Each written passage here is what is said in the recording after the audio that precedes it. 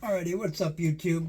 I'm doing I think it's about 1 month, maybe a little bit longer, follow-up on the Razer Wolverine 8K controller. I'll put a link in the description to it.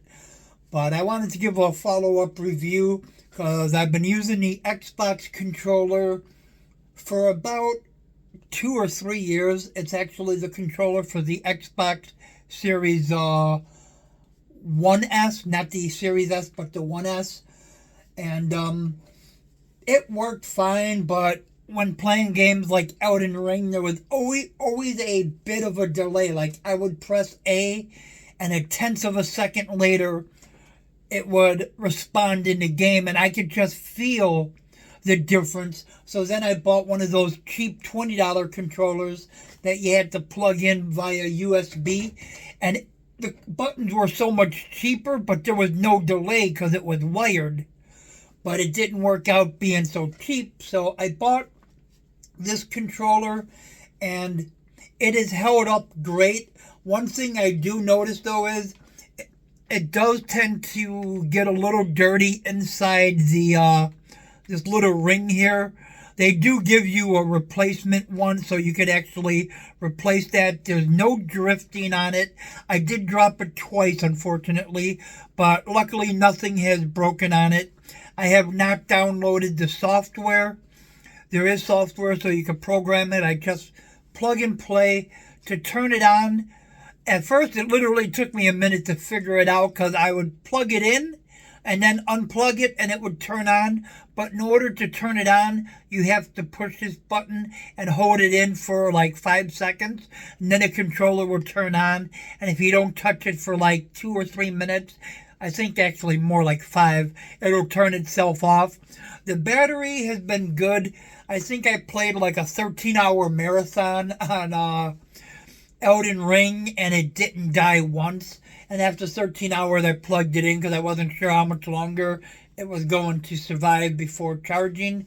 But overall, I definitely recommend it. It is a pricier controller, and if you can see some of the grime from, eating Hot Pockets and gaming, it does pick up a little bit of grime compared to, like, say, here's the Xbox controller that's 2.5, 3 years old. Still relatively clean. Some grime on it. Actually, should wipe that down. And here's a month on the...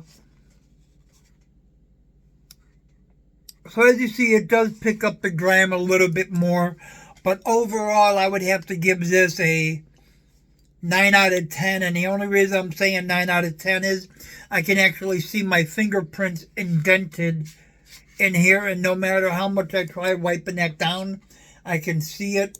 The camera doesn't seem to be doing... There we go. You should be able to see it right there. That fingerprint, I can't get that off. So for that reason, I'm going to take off 1 star. The grime and stuff on here, that's not against the company. That's just my dirty fingers on here. But the way it keeps your fingerprints up there, not the biggest fan.